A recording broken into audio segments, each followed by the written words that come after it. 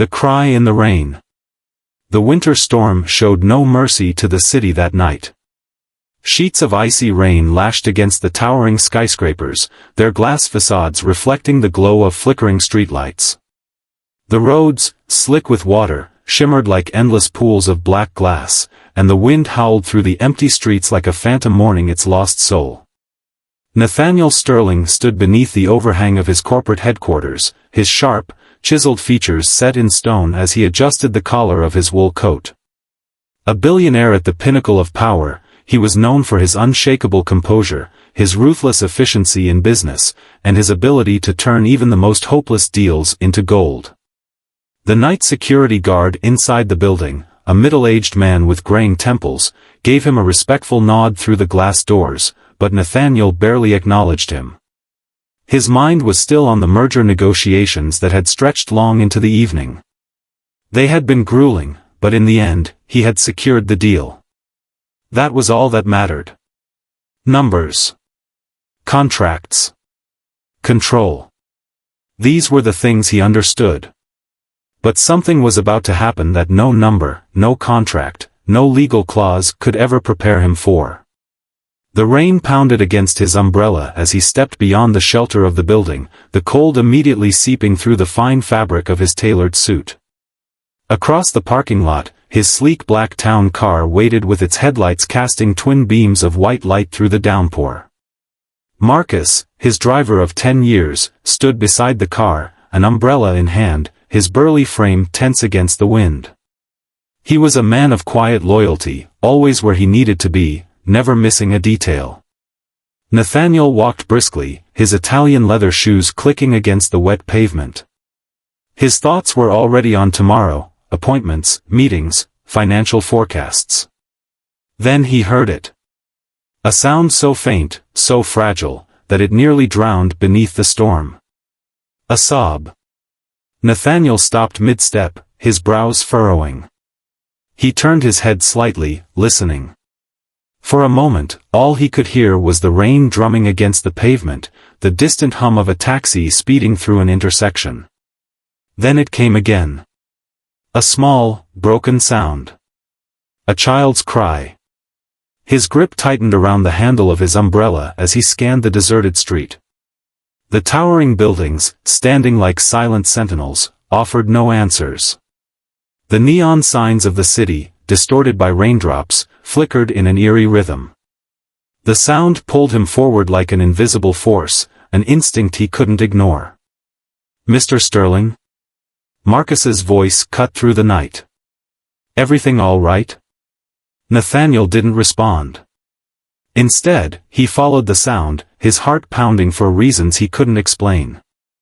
The cry was coming from a narrow alley between two buildings, a dark, forgotten gap in the city's veins. He hesitated at the entrance, peering into the shadows. The alley was dimly lit by a distant, flickering street lamp. The wet ground was littered with discarded newspapers, broken bottles, and the faint scent of rot. Then he saw her. A small figure curled up near a dumpster, trembling violently. Nathaniel stepped forward, his breath catching in his throat. A little girl, no older than 7 or 8, was huddled against the cold metal, her tiny arms wrapped around herself. She was barefoot, her feet raw from the freezing pavement, her thin dress soaked through and clinging to her fragile frame. Her tangled brown hair hung in wet strands over her pale face. Her shoulders shook with every quiet sob. She was utterly alone. Nathaniel felt something tighten in his chest. He took another step forward, his voice coming out softer than he expected. "Hey," he said, crouching slightly. "Are you okay?" The girl flinched at his voice, pressing herself tighter against the dumpster. Her wide, terrified eyes met his, and for the briefest moment, he saw something in them that made his stomach turn. Pure, unfiltered fear. She wasn't just cold. She wasn't just lost. She was running from something. Nathaniel's instincts sharpened. He reached into his coat pocket, pulling out a handkerchief. "It's all right," he said, his voice calm. "I won't hurt you." I just want to help. The girl stared at him, her little hands clenched into fists. Then, barely above a whisper, she spoke. Please, help me. Her voice broke on the last word, and something inside Nathaniel shifted. He took off his coat and carefully draped it over her small shoulders. She flinched but didn't resist. What's your name? He asked. Before she could answer, a noise behind them made her gasp. Nathaniel turned sharply. A shadow moved at the entrance of the alley. 3 figures stepped into the dim light. Men. Rough, unshaven, their faces twisted with something dark and dangerous. Nathaniel's blood ran cold. One of them, a tall man with a jagged scar running down his cheek, smirked. She's ours. Nathaniel's jaw tightened. What do you mean she's yours? The bald man next to him chuckled. Rich boy, you're poking your nose where it doesn't belong. The girl whimpered and gripped Nathaniel's coat tightly, pressing her face into the fabric. Nathaniel stood up slowly, his posture straight, imposing. She's not going anywhere with you. The scarred man's smile faded. That so? The air in the alley thickened, the rain seeming to slow. Nathaniel Sterling had spent his life fighting battles in boardrooms, crushing his competition with nothing but words and contracts. But this was an entirely different kind of war. And he had no intention of losing. A billionaire's gamble.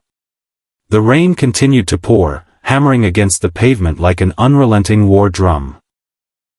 The dim light from the flickering street lamp cast jagged shadows across the alley walls, giving the 3 men standing before Nathaniel an almost monstrous appearance.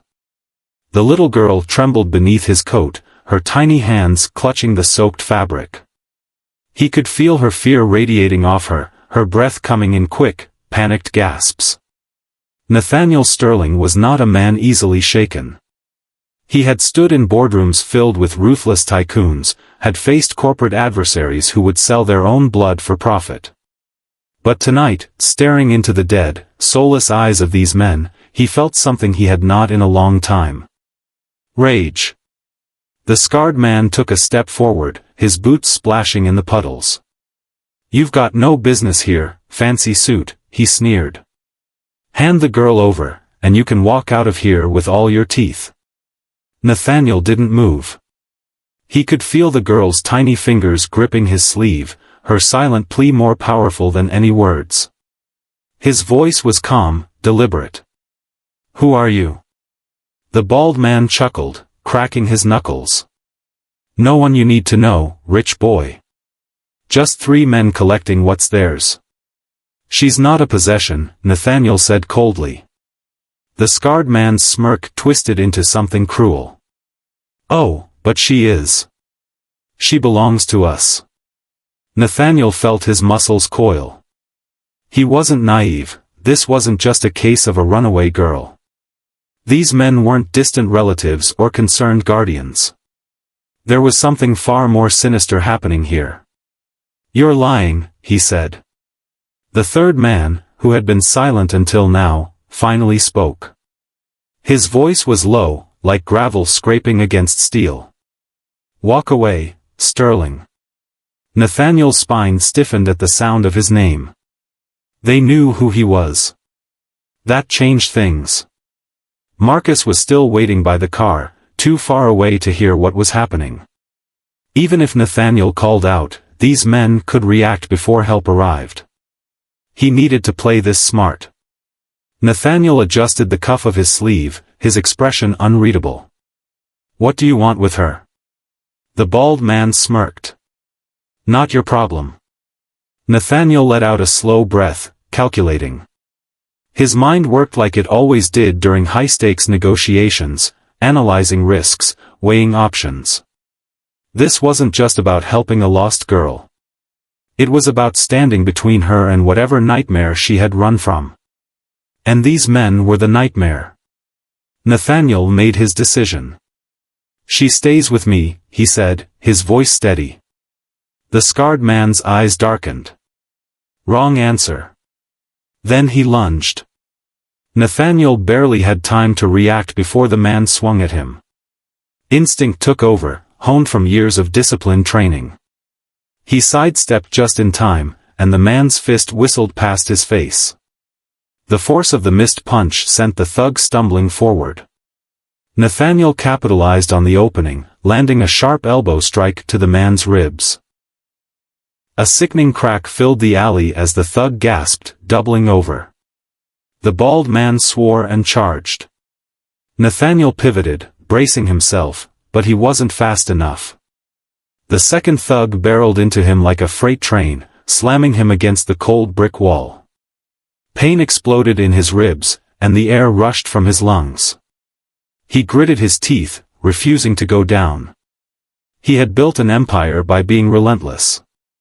He wouldn't break now. The girl screamed. Nathaniel's head snapped toward her just as the third man reached for her. No. Summoning every ounce of strength, Nathaniel twisted out of the bald man's grip and drove his knee into his gut. The thug let out a strangled grunt, staggering backward. Nathaniel turned just in time to see the scarred man yanking the girl away from the dumpster, his filthy hands gripping her thin wrist. Her terrified eyes locked onto Nathaniel's. She wasn't screaming for help. She was screaming for him. Without thinking, he moved. With a sharp, precise motion, Nathaniel grabbed a discarded metal pipe from the ground and swung it. The impact sent the scarred man reeling, his grip on the girl loosening. She tore free and stumbled back, gasping. Nathaniel didn't hesitate. He dropped the pipe, scooped the girl into his arms, and turned to run. The bald man cursed behind him. Get them! Nathaniel bolted out of the alley, the girl clinging to his chest. His heart pounded as he sprinted toward the car, the pounding rain making everything a blur. Marcus, he shouted. Marcus's head snapped up. He saw the scene instantly, Nathaniel running with the girl, 3 men emerging from the alley behind him. Without hesitation, Marcus threw open the car door. Get in! Nathaniel didn't break stride. He dove into the back seat with the girl still in his arms. The second they were inside, Marcus slammed the door shut, raced around to the driver's seat, and floored the gas. The tires screeched against the wet pavement as the car peeled away. The thugs shouted, but their voices faded as the vehicle sped down the empty road. Nathaniel sat back, breathing hard. The little girl was still shaking, curled up against him, his coat draped over her small frame. Marcus glanced at them through the rearview mirror. Boss, what the hell just happened? Nathaniel exhaled, his pulse still racing. He looked down at the girl. Her tiny face was streaked with rain and tears, but her grip on his coat remained firm, as if letting go meant losing everything. He met her eyes. You're safe now, he said. She didn't say anything. She just nodded, pressing closer against him. Nathaniel turned his gaze out the window, watching the city blur past. He had always lived his life with careful control, every move calculated, every risk assessed. But this? This was something entirely different. And for the first time in years, he had no idea what came next. The secrets she carried. The city lights streaked past in a blur of gold and silver as the car sped down the rain-slicked streets. Inside the luxurious vehicle, Nathaniel Sterling sat in stunned silence, his pulse still thrumming from the confrontation. His suit was soaked, clinging to him like a second skin, but he barely noticed. His focus remained on the fragile girl in his arms.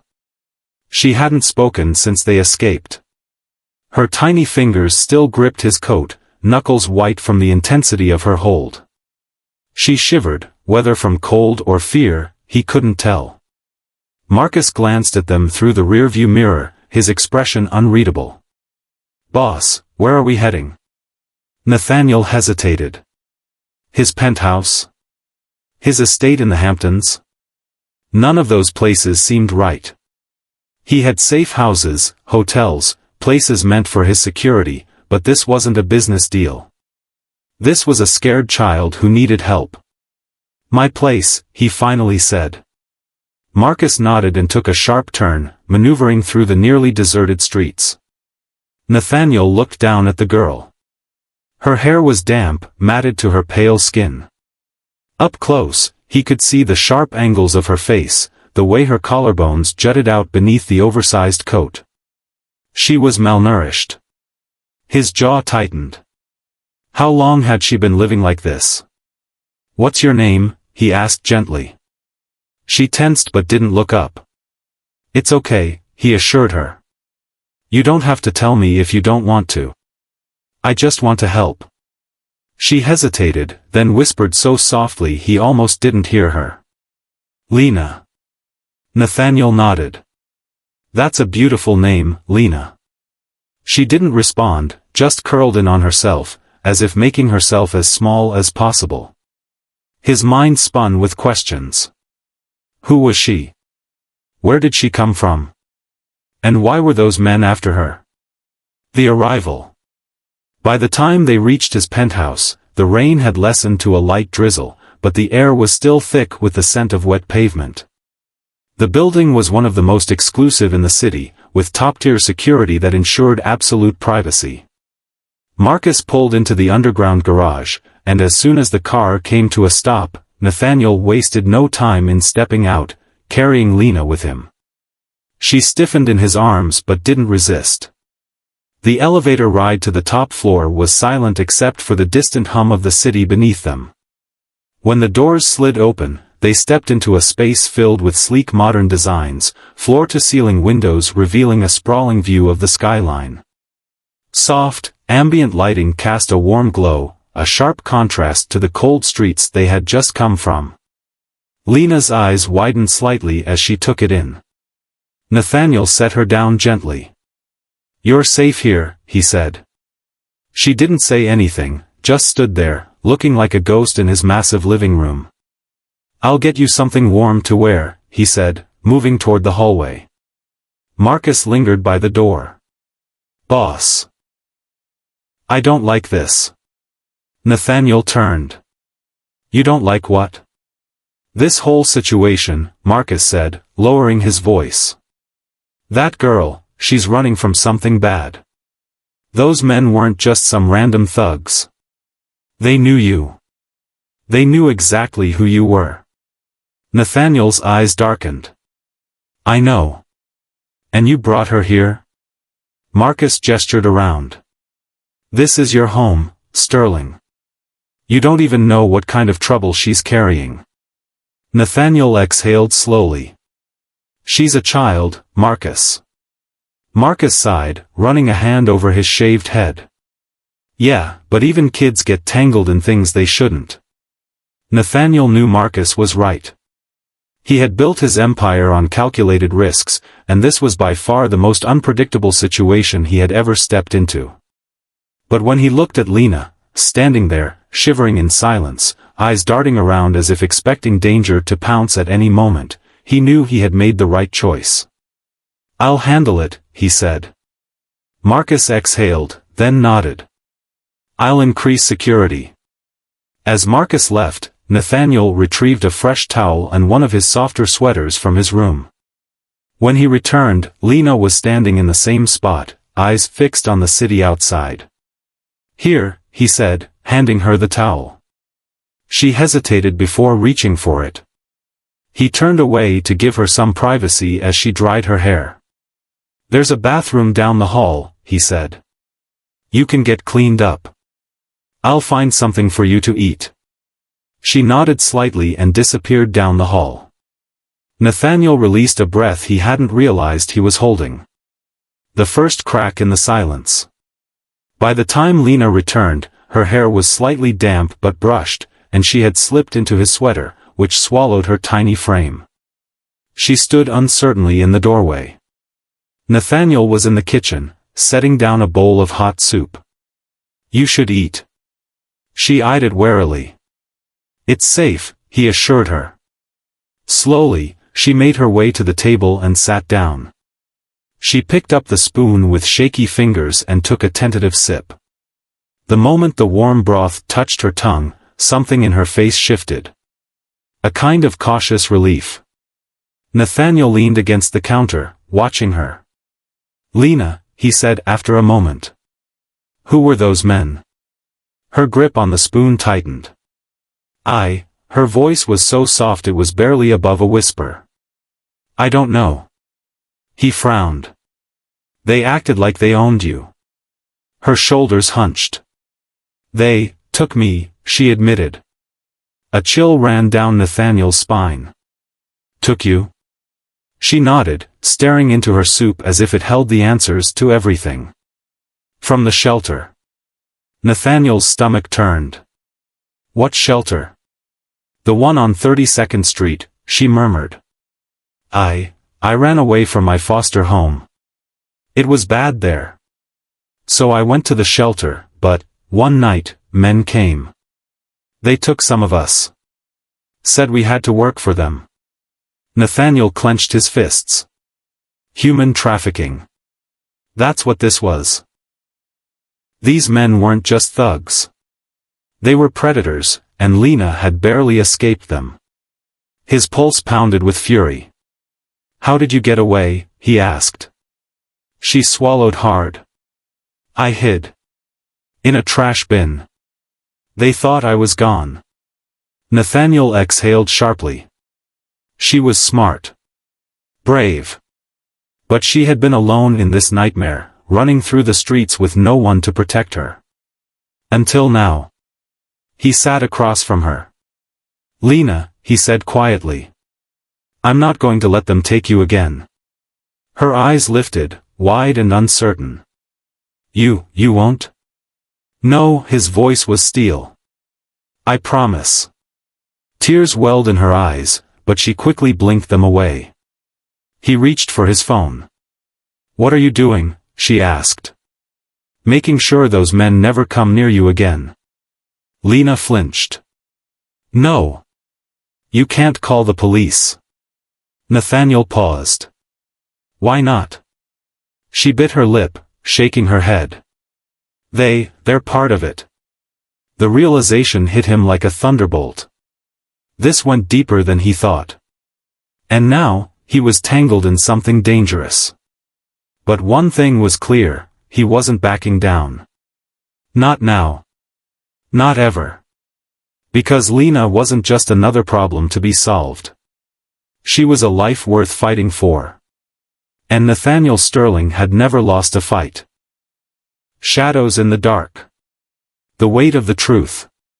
Nathaniel Sterling had always been a man of control. Deals, numbers, power plays, his life had been built on knowing the odds and manipulating them in his favor. But as he stared at the fragile girl sitting in his kitchen, her hands shaking as she gripped the spoon, he felt something unfamiliar twisting in his chest. Rage.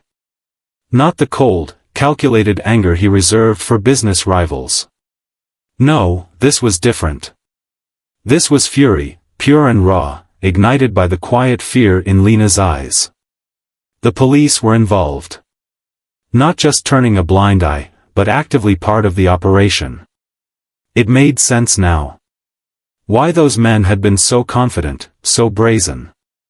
They weren't worried about being caught because they owned the system meant to stop them. Nathaniel clenched his jaw. If he had been anyone else, if he had simply walked away, Lena would have been lost. Forgotten. Just another child swallowed by the darkness of the city. He wouldn't let that happen. He couldn't. But first, he needed information. Nathaniel leaned forward, keeping his voice calm despite the storm brewing inside him. Lena, I need you to tell me everything. Start from the beginning. She hesitated, her fingers tightening around the fabric of the oversized sweater he had given her. I don't remember much, she admitted, her voice barely above a whisper.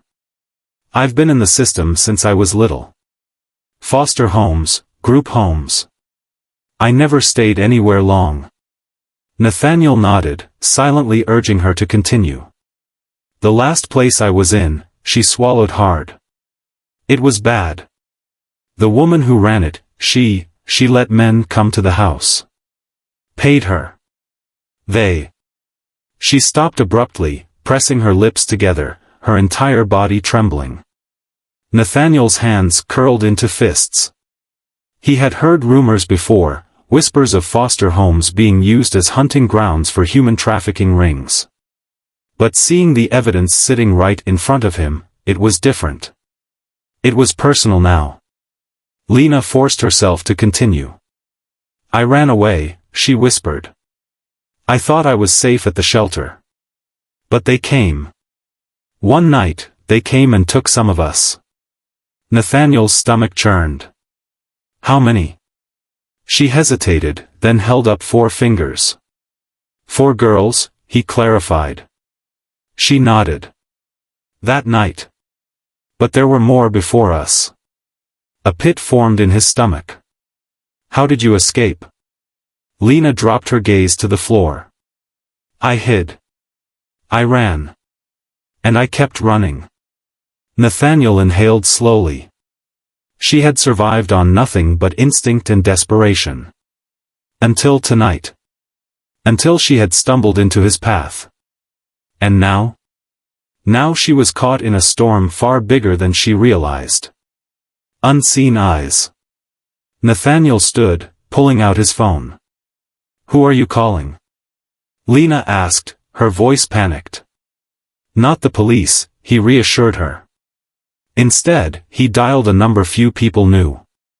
It rang twice before a deep voice answered. Sterling. I need information, Nathaniel said, his tone sharp. A pause.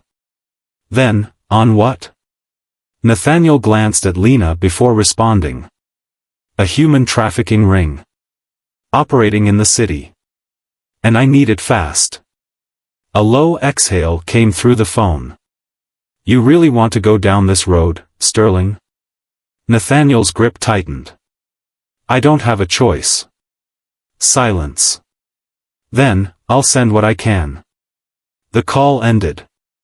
Nathaniel slipped the phone into his pocket. Lena stared at him. Who was that? A contact, he said simply. She looked unconvinced but didn't push. Nathaniel turned toward the window, his mind working at a relentless pace. If the police were involved, this wasn't just about taking down a few criminals. This was a war against something deeply entrenched. And in war, you needed allies. A storm on the horizon. An hour later, a message came through. Nathaniel opened the file attached, scanning the contents. His expression darkened. Names. Addresses. Transactions. Everything pointed to an operation far more extensive than he had imagined. The foster system, the shelters, this wasn't just a handful of corrupt individuals. This was an entire network. And the man at the center of it? Nathaniel clenched his teeth as he read the name. Thomas Grayson. A well-respected businessman. Philanthropist. Owner of several youth outreach programs. And a monster hiding in plain sight. Nathaniel exhaled slowly, forcing his rage into something sharper. Grayson was powerful. Untouchable by conventional means. But Nathaniel had never played by conventional rules. Lena's nightmare returns. A sudden knock at the door made them both freeze. Lena's breath hitched, her entire body going rigid with fear. Nathaniel's instincts flared to life. They found us. Moving quickly, he motioned for Lena to stay silent. He reached for the small firearm he kept in a locked drawer, one of the many precautions he had taken over the years. Another knock. Louder this time. Then a voice. Mr. Sterling, we know you're in there. Nathaniel's blood ran cold. The police. Lena's eyes widened in terror. She shook her head violently, backing away. Nathaniel tightened his grip on the gun. If the police were here, it wasn't for justice. It was to clean up loose ends. To erase Lena from existence. And they weren't leaving empty-handed. The trap closes. Nathaniel turned to Lena. Listen to me carefully. There's a service elevator in my bedroom closet. Take it. Marcus will be waiting for you downstairs. But. Go. Now. She hesitated for only a second before nodding. Nathaniel watched her disappear into the shadows, then turned back toward the door, his mind racing. He needed to buy her time. Taking a slow breath, he pulled the door open just enough to see the two officers standing outside. One was a uniformed cop, the other in a suit, plain clothes, probably a detective. Nathaniel arched a brow. It's late. The detective smirked. We're investigating a missing child. We have reason to believe she's here. Nathaniel's expression remained unreadable. And the detective said smoothly, it would be in your best interest to cooperate. Nathaniel exhaled. Do you have a warrant? The detective's smirk didn't fade. We don't need one. Nathaniel felt his muscles coil. They were confident. Too confident. Because they thought they owned the city. What they didn't realize. Nathaniel Sterling was the city. He stepped aside, forcing a calm expression. Come in. The officers exchanged a glance before stepping inside. And as the door shut behind them, Nathaniel allowed himself a small, cold smile. They thought they were the hunters. They had no idea they had just walked into the lion's den. And Nathaniel Sterling had never lost a fight. The lion awakens. The game begins. Nathaniel Sterling had spent his entire life mastering the art of control. He built his empire with precision, calculated every move with ruthless efficiency, and ensured that no one, had power over him. But as he stood in his penthouse, staring down two corrupt officers who had come to take Lena, he knew one thing with absolute certainty. This wasn't just business. This was war. The detective, a smug-looking man in his late 40s, adjusted his tie and gave a condescending smirk. His uniformed partner, younger but just as cocky, crossed his arms as if daring Nathaniel to resist. We're looking for a girl, the detective said casually, as if discussing the weather. Small. Dark hair. About 12 years old. Reports say she might be in danger. You wouldn't happen to know anything about that, would you, Mr. Sterling? Nathaniel met his gaze without flinching. I have many guests. You'll need to be more specific. The detective chuckled. I don't think you understand the situation, Mr. Sterling. We're not asking. Nathaniel tilted his head slightly, a predator sizing up its prey. These men thought they had power because they wore a badge.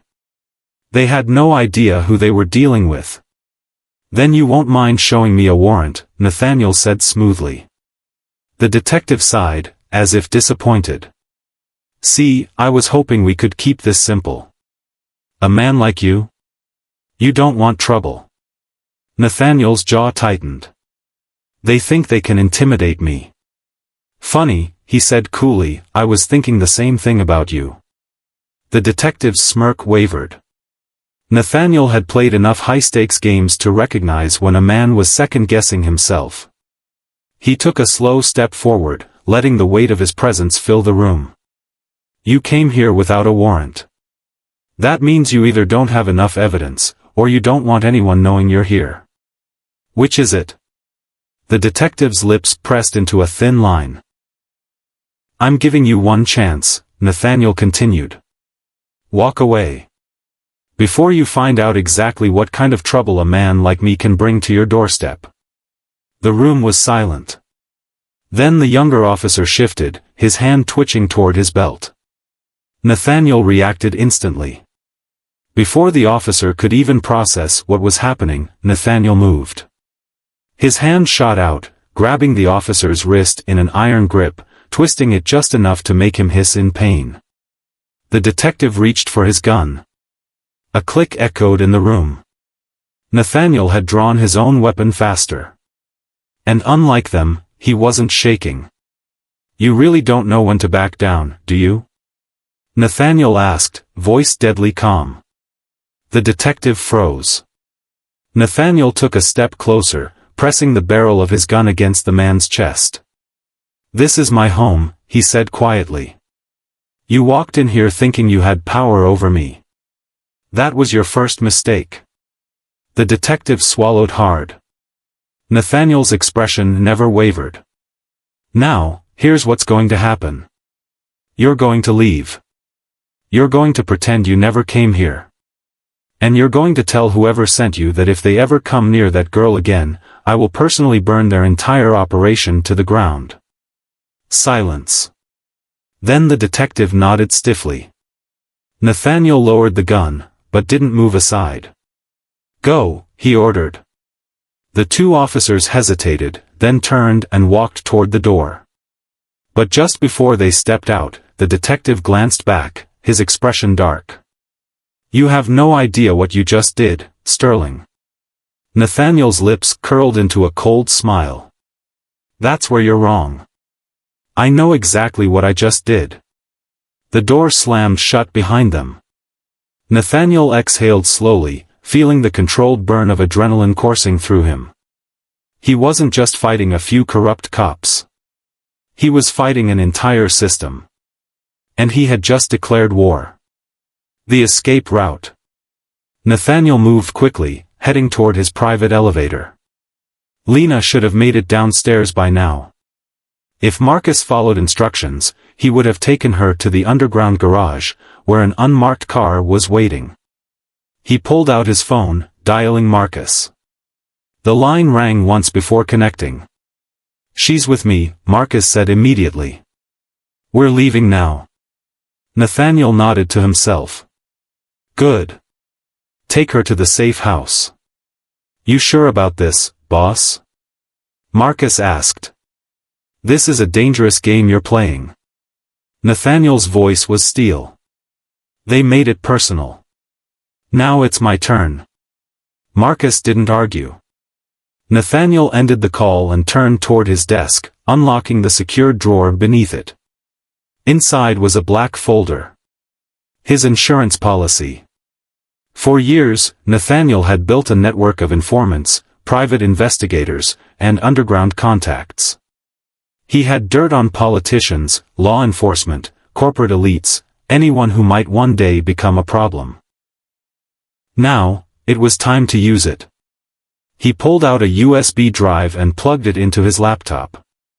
Within seconds, he was accessing encrypted files, documents linking Thomas Grayson to human trafficking operations, financial transactions proving bribes to police officials, even security footage of foster homes being used as recruitment centers. Nathaniel had enough evidence to destroy Grayson's empire. But evidence alone wasn't enough. Power. That's what Grayson had. That's why he had been untouchable for so long.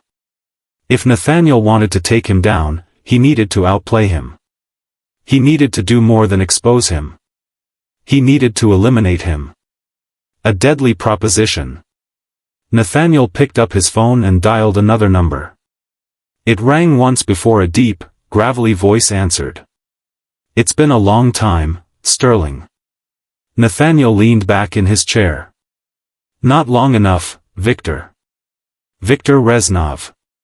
A man with no official records, no digital footprint. A fixer, a ghost in the underworld. And the only person Nathaniel trusted to handle problems permanently. "I need a favor," Nathaniel said. A low chuckle. "My favors don't come cheap." Nathaniel didn't hesitate. "Thomas Grayson." Silence. Then, interesting. Nathaniel continued. "I want him gone. His entire operation. Wiped out."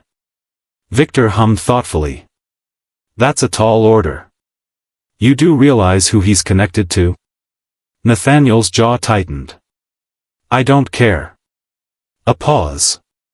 Then Victor let out a slow breath. "This is dangerous, Sterling." Nathaniel's voice was ice. "So am I." Another beat of silence. "Then, consider it done."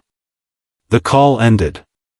Nathaniel exhaled, staring at the city skyline through the glass walls of his penthouse.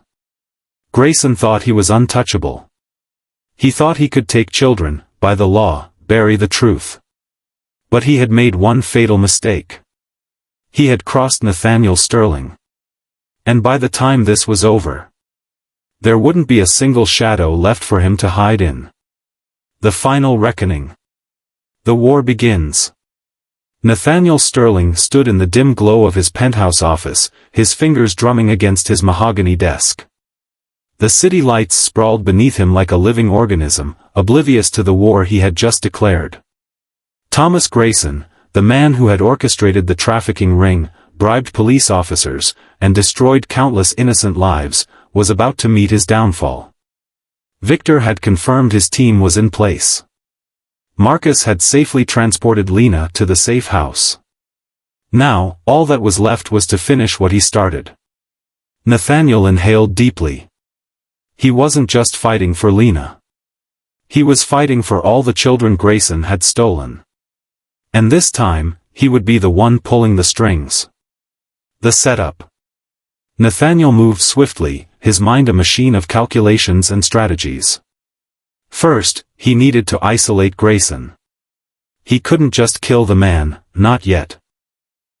He needed a confession, something that would ensure no one could sweep this under the rug.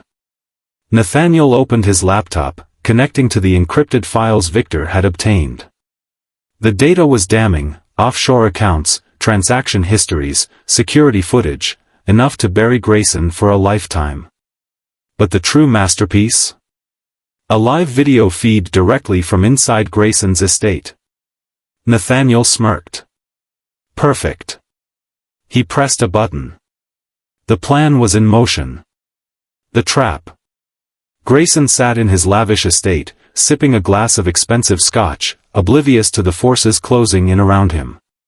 His security detail, hardened criminals disguised as bodyguards, moved through the mansion, patrolling like mindless sentinels. But Nathaniel had already planned for that. One by one, Victor's men infiltrated the perimeter. Silent. Precise. Lethal. Surveillance cameras were disabled.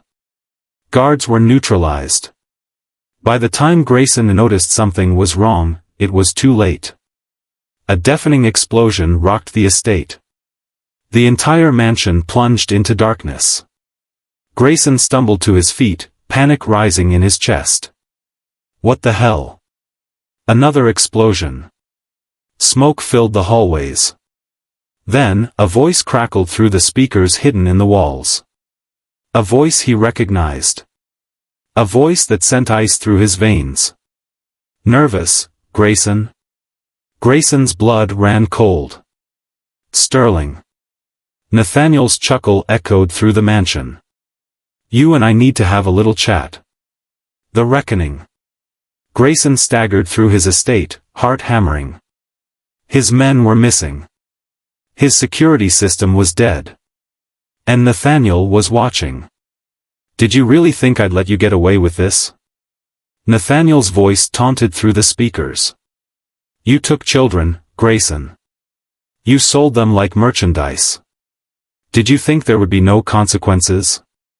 Grayson clenched his jaw, forcing his voice to remain steady. I don't know what you're talking about. Nathaniel laughed. Oh, but you do. And so does the world.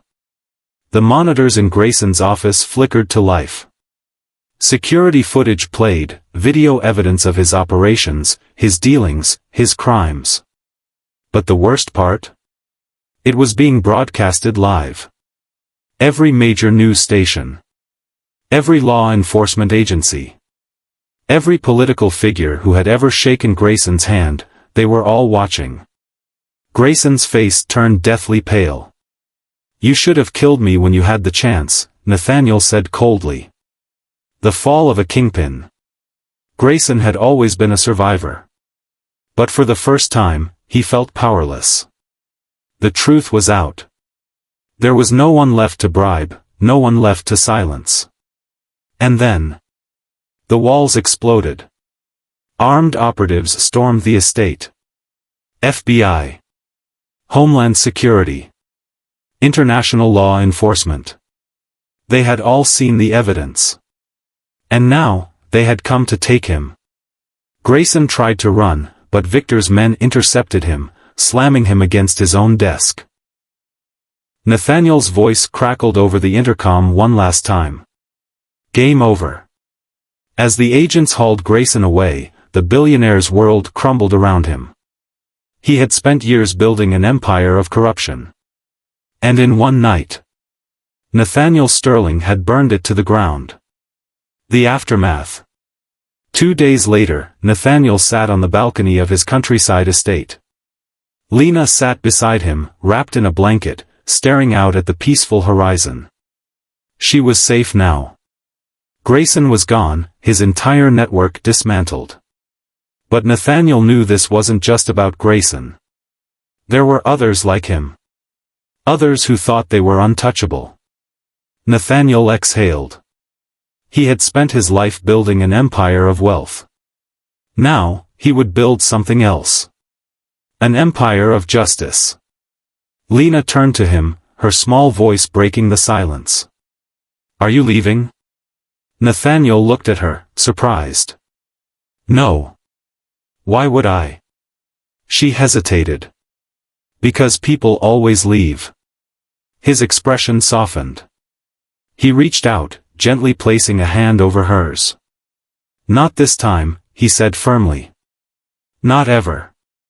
A small, hopeful smile crossed her face. For the first time in years, she wasn't alone. And neither was he.